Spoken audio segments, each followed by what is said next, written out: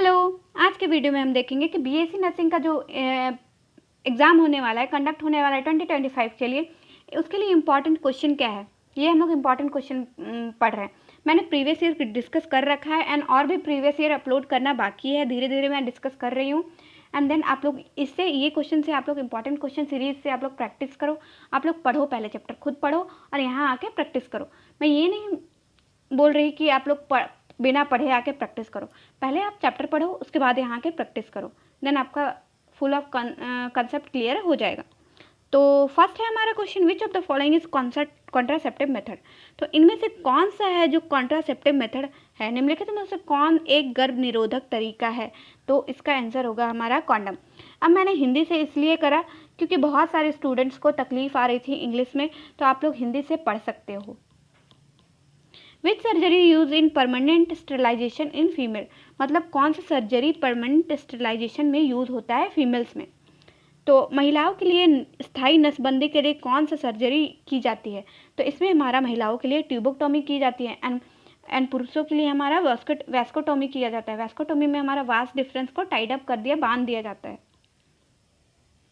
Then हमारा copper T prevents pregnancy bye, copper T गर्भ धारण को कैसे रोकता है, कॉपर टी प्रेगनेंसी को कैसे प्रिवेंट करता है। तो कॉपर टी कैसे प्रिवेंट करता है हमारा, प्रिवेंटिंग इम्प्लांटेशन, मतलब आरोपण को रोककर, मतलब प्रिवेंट इम्प्लांटेशन होने से। Then RTI stand for, RTI का पूरा नाम क्या है एंड आरटीआई का फुल फॉर्म क्या है, आप लोग यहाँ बताओगे। तो आरटीआई का फुल फॉर्म है हमारा रिप्रोडक्टिव ट्रैक इन्फेक्शन।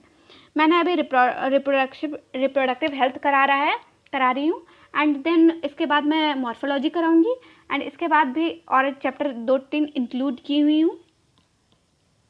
देन मैं वही चैप्टर से करवा रही हूँ जिससे ज़्यादा क्वेश्चंस आते हैं। पहले आप लोग वो कर लो, उसके बाद जो कम आते हैं वो बाद में मैं कवर करूँगी, पहले आप इतना कर लो। Which of the this sexually transmitted disease, मतलब इनमें से कौन सा सेक्सुअली ट्रांसमिटेड डिजीज़ है।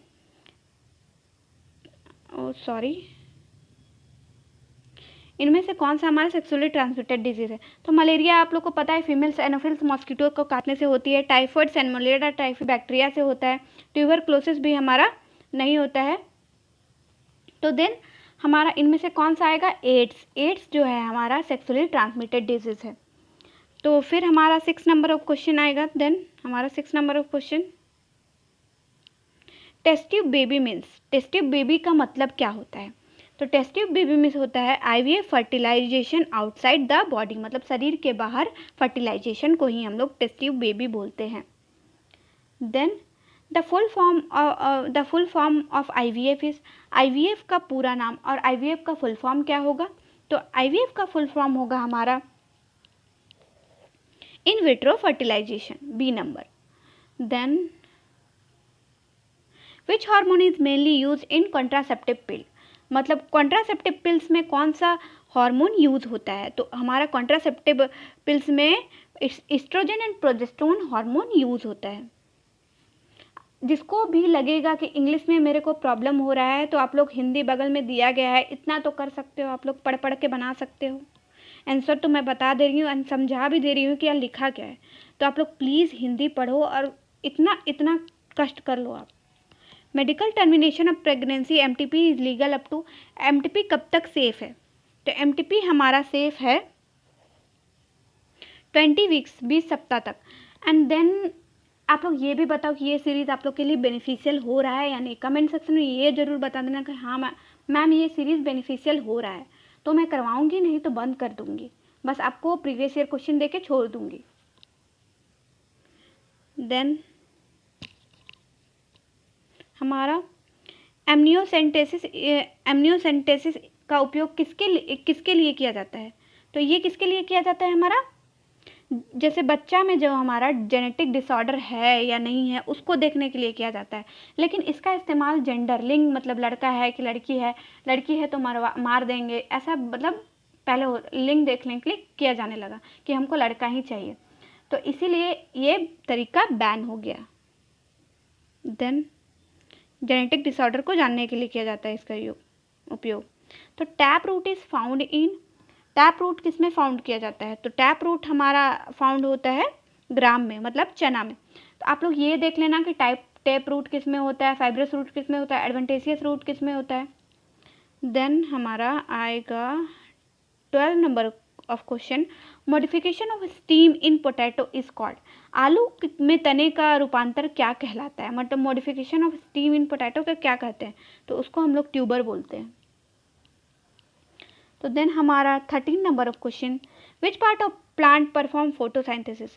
प्लांट का कौन सा भाग होता है जो फोटोसाइंथेसिस परफॉर्म करता है, तो वो हमारा लीफ से ही हमारा फोटोसाइंथेसिस का क्रिया होती है, तब ना वो ग्रीन रहता है, तब होता है। In leguminous plants root nodules contents, मतलब लिग्यूमिनस प्लांट किसको बोलते हैं, जो दाल वाले पौधे होते हैं उसको हम लोग लिग्यूमिनस प्लांट बोलते हैं। दलहीन पौधे की जड़ों में कौन पाया जाता है, तो उसमें कौन पाया जाता है बताओ, बैक्टीरिया राइजोबियम पाया जाता है। देन हम लोग 15 नंबर ऑफ क्वेश्चन देखेंगे, leaf venation in monocot is, मतलब मोनोकोट में लीफ वेनेसन को क्या बोलते हैं, रेटिकुलेट वेनेसन होता है या पैरेलल वेनेसन होता है या नेट लाइक होता है या सर्कुलर होता है, तो ये हमारा होता है parallel venation. And dicot root में डाइकोट लीफ में क्या होता है हमारा, reticulate venation. Then the edible part of the mango is, mango का कौन सा वैसा भाग है जो खाने योग्य है, तो मैंगो का कौन सा भाग है, मीजोकार्प को हम लोग खाते हैं, एंड पेरिकार्प जो होता है हमारा ऊपर वाला भाग होता है जिसको हम लोग नहीं खाते। तो अब हमारा हो गया 17 number of question, which of the these is an underground steam, इनमें से अंडरग्राउंड स्टीम कौन सा है, तो ये है हमारा जिंजर, अदरक। देन हमारा 18 number of question, compound leaf is found in, अब हमारा कंपाउंड लीफ किस में फाउंड होता है, कंपाउंड लीफ हमारा नीम में पाया जाता है। Then simple leaf and compound leaf, दो टाइप के लीफ होते हैं, मॉर्फोलॉजी में आप लोगों ने पढ़ा होगा, तो कंपाउंड लीफ नीम में पाए जाते हैं। तो main function of root hairs is, जो रूट हेयर्स होता है जैसे लाइक ऐसे ऐसे जो रूट बना होता है उसमें हेयर लाइक स्ट्रक्चर निकले हुए होते हैं, वो लोग का मेन फंक्शन क्या होता है, तो मेन फंक्शन होता है उसका एब्जॉर्प्शन ऑफ वाटर, मतलब वाटर को एब्जॉर्ब करना। देन हमारा 20 नंबर ऑफ क्वेश्चन क्या बोलता है, विच flower part develops into fruit, मतलब फ्लावर का कौन सा ऐसा पार्ट है जो कि फ्रूट डेवलप करता है, तो ये सबको पता है भाई कौन सा ऐसा पार्ट है, ओवरी। आपको अगर ये सीरीज़ बेनिफिशियल लग रहा होगा तो प्लीज़ कमेंट सेक्शन में बताओ, मैं आगे ज़रूर करवाऊँगी, नहीं तो नहीं, मैं नहीं करवाऊँगी, क्योंकि कोई कमेंट करता ही नहीं कि हाँ बेनिफिशियल है नहीं है, या कुछ भी कोई नहीं बोलता है, बस देख के चला जाता है। कुछ बोलिए तब ना मेरे को भी लगेगा कि हाँ बेनिफिशियल है, मैं करवाऊँगी तो अच्छा हो जाएगा, एग्ज़ाम अच्छा चला जाएगा। आप लोग चैप्टर पढ़ के आओ, उसके बाद प्रैक्टिस करो। फादर ऑफ जेनेटिक्स किसको बोलते हैं हम लोग, फादर ऑफ जेनेटिक्स हम लोग मेंडल को बोलते हैं। मेंडल वही था जो मटर के पौधों में एक्सपेरिमेंट किए थे। Genes are made up of, genes किससे बना होता है, जीन किससे बना होता है, तो हमारा जीन्स प्रोटीन से बना होता है। देन हमारा आएगा 23 number of question 23, the genotype of a pure tall P plant, मतलब टॉल पी प्लांट का जीनोटाइप कौन सा होता है, टी टी, और प्योर शॉर्ट का क्या होगा, टी दोनों स्मॉल टी होगा। देन उसके बाद 24 नंबर ऑफ क्वेश्चन, एक cross between capital T and small T will give, तो हम लोग क्रॉस करेंगे टी और टी, रुकिए, capital T small T and small T, तो हमारा ऑल टॉल होगा।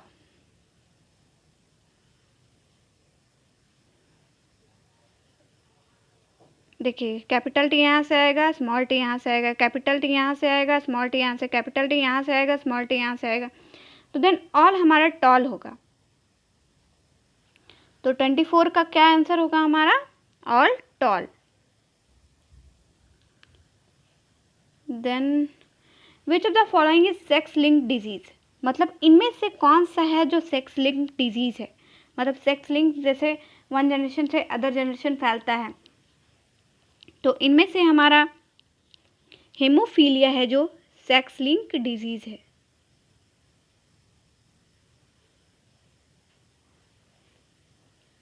अब देन हमारा 26 नंबर ऑफ क्वेश्चन, अगर कोई क्वेश्चन समझ नहीं आया होगा तो प्लीज़ कमेंट सेक्शन में आप लोग कमेंट भी कर सकते हो। Which scientist gave the chromosome theory of inheritance, मतलब कौन सा साइंटिस्ट जो थे वो क्रोमोजोम थ्योरी ऑफ इनहेरिटेंस दिया था? तो कौन सा साइंटिस्ट थे हमारा?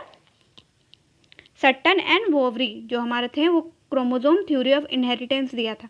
अब मैं हर एक क्वेश्चन तो एक्सप्लेन नहीं कर सकती क्योंकि आप लोगों ने चैप्टर पढ़ा होगा, आप लोग चैप्टर पढ़ के आए हो तब मेरे पास एमसीक्यू बनाने आओ, और हर एक चैप्टर मैं यहाँ एक्सप्लेन करूँगी तो आप लोग देखते हो, आप लोग खुद देखते हो कि हाँ आधा घंटा का वीडियो है, मैं तो नहीं देखूँगा, इसलिए किसी तरह तो शॉर्ट कर दे रही हूँ ना मैं। फिनोटाइप रिफर्स टू, फिनोटाइप क्या होता है? फिनोटाइप किसे कहते हैं बताइए?